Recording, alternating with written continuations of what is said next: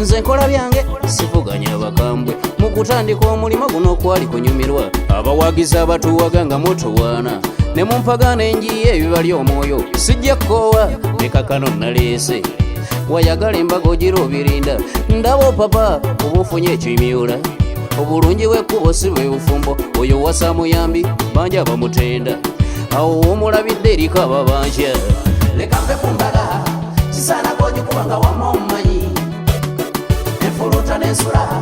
nga bukyanga abaawo takuba ndobo towasayamba ekibuga obufumbo obunyuma nga gw'omumanyi leka mpe ku mbaga kisaanako ogikubanga ekyamukwano gwange oba eyali mukyala wange Fatuma oba Fatuma mugenyi oba Fatuma mulasi bansinga mbadde mumanyi nga Fatuma mulasi ndowooza we mankyogera nja kukyogerako olw'okuba nti mukimbuuzizza bannamawulire mmwe ate nga mmaze ebbanga oba emyaka mingi nga nsirise nga sikyogerako nga abantu mwebuuza naye ngenda kyogerako olw'okuba nti olw'ekifaananyi oba ekifaananyi ekyali nkinze olw'ebintu byabwe badde bakola mu nkukutu ne bisobola okuliikinga ne mubiraba nammwe bannamawulire naye nze mmaze ebbanga mbisirikidde ngera sibyogerako olw'ensonga wabaawo ebintu ebimu byoyinza okugamba ekyo kankitwale bwatyo yes Fati ombuuziza nti abasinga badde bamanyi nti Fati mukazi wange era ensi yonna ebimanyi olw'okuba ne Bulaaya gyali e UK badde bamanyi nti mukazi wange naye ebiseera ebisinga mu bufumbo wabaawo okwawukana obutali butebenkevu buli ate ebintu ebyo nze mbiyimbako nnyo ebisinga obufumbo bwa liizi mwebiri ne mubaamu waliwo oluyimba olulala lwe natadde baluyita kanve ku mbaga lowasaaga osanze mubivulu n'otwala muzikiti owasumbuwe gwowowo mumanyi muntu wabali kwe bazannyira gembuli eyavubuka leka nve ku mbaga kisaanako ogikubanga wama omumanyi enfuluuta n'ensula nga bukyanga abaawo takuba ndobo towasayamba ekibuga obufumbo obunyuma nga gw'omumanyi leka mpe ku mbaga kisaanako ogikubanga wama omumanyi enfuluuta n'ensula najja eno bwe bityo ye life gye tubadde tuwangaliddemu nze naye abakyala abo bankuba kyeya abamu abeerako omuntu abalala abamudeetinga gwoba omwagala Uganda manya abamudeetinga balinga oluusi abasukka mu 5 oba 3 kati gwe kizuula olina kukozesa bwongo nnyo okukitegeera naye nze nagezaako nnyo okubizuula paka bwe nakiraba nti abadde mukazi wange oba yali mukazi wange yakyuka mu bulamu bwe olw'okuba nti abuzaabuzibwa abavubuka abamu abaali bamukwana ku social media oba nkiyitibwe nti ku mitimbagano oba mu biguluupu ebyo buli we bakoma babeera n'ebiguluupu ng'abakazi n'abakazi bye batambulamu kati twayawukana kyenyinza okugamba twawukanye nze ne Fat twayawukana okuva mu Valentine y'omwaka nga korona tenaba oza yajjawo ne munona ku kisaawe abasinga mwamulaba mbadde mubeererawo mu life eyo okubeera nti mwekuumira nanninda nange wakomawo eno naye akaseera era mu byo ebiseera bye bimu binamukwatiramu oba bwe mistake zinamukwatiramu ng'alina omuvubuka oyo gwewalabye ayanjula gwe sijja kuwa budde kwogerako nnyo naye nze kijja okugamba ekintu kimu nti abadde balowooza nti balabye ekifaananyi kiri ekya Faati ng'ate ayanjudde omusajja omulala yes wekiri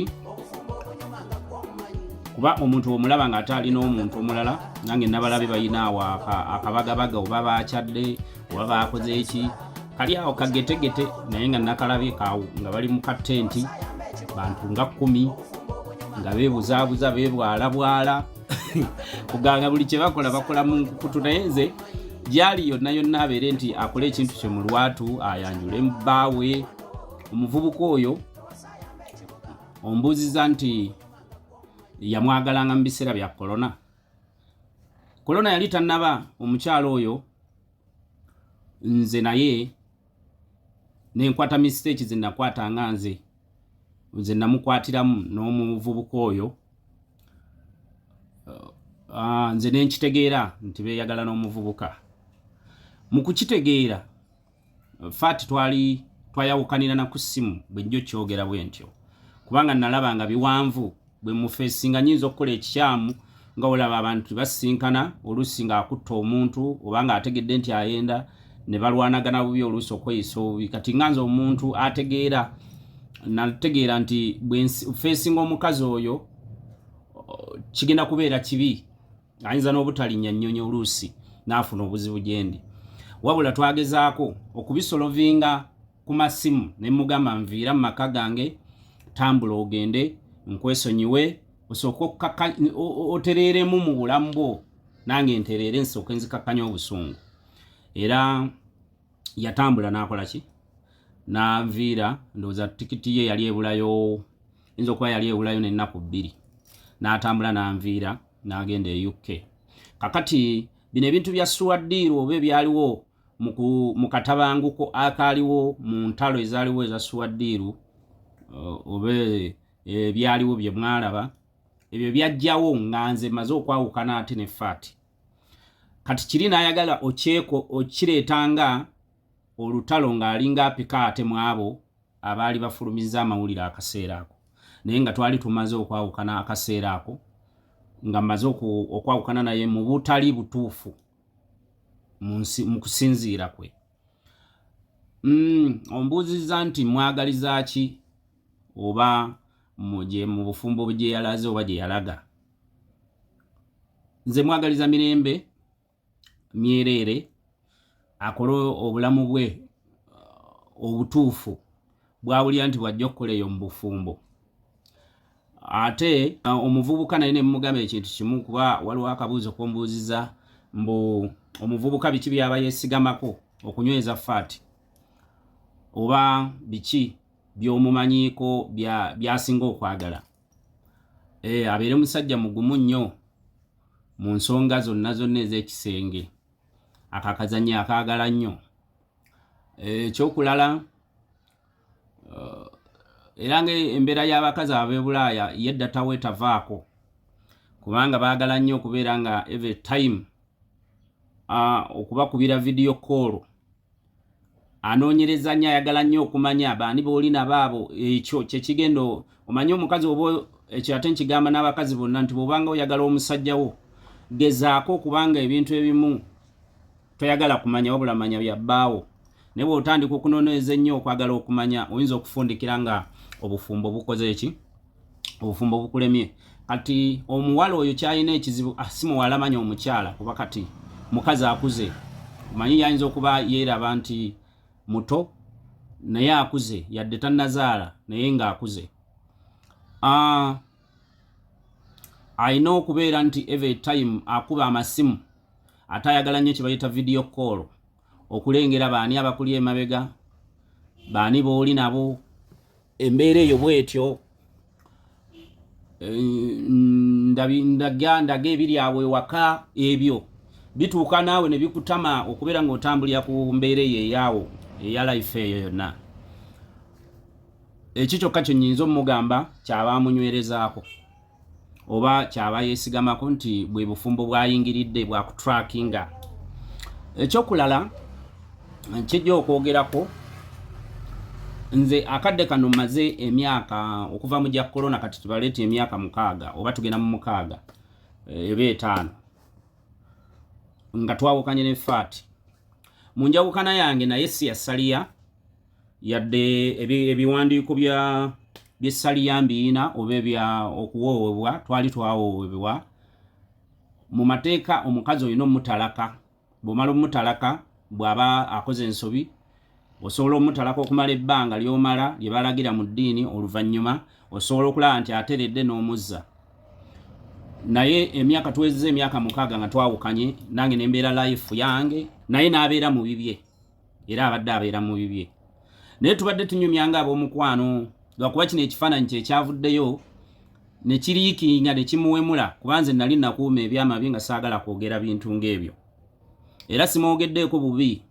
wabula mwogerako nti okutangaaza eggwanga lireke kunkuumiramu Abudu Mufumbo mu Faati Mufumbo. Faati gyali yonna yonna akola embaga ye mu Lwatu teyeekweka kuba nze nabalabi bali mu kwebwalabwala buli kye bakola kyankukutu. Kola embaga yo mu Lwatu owasa akalenziko munyumirwe life eyo nange nja kufuna ate nange agwa mu bulamu bwange inshallah. Ndi musajja musiraamu mu bulamu bwange n'akawoowa emirundi 2. Ogwasooka gwali gwa mukyala Kuliva, ogwazeeko gwe gwabadde ogwa Faati. Be bakyala abo 2 be n'akawoowako mu mateeka g'okufumba oba g'obufumbo. Kati kitegeeza nkyabulayo emirundi 2 okuwoowa.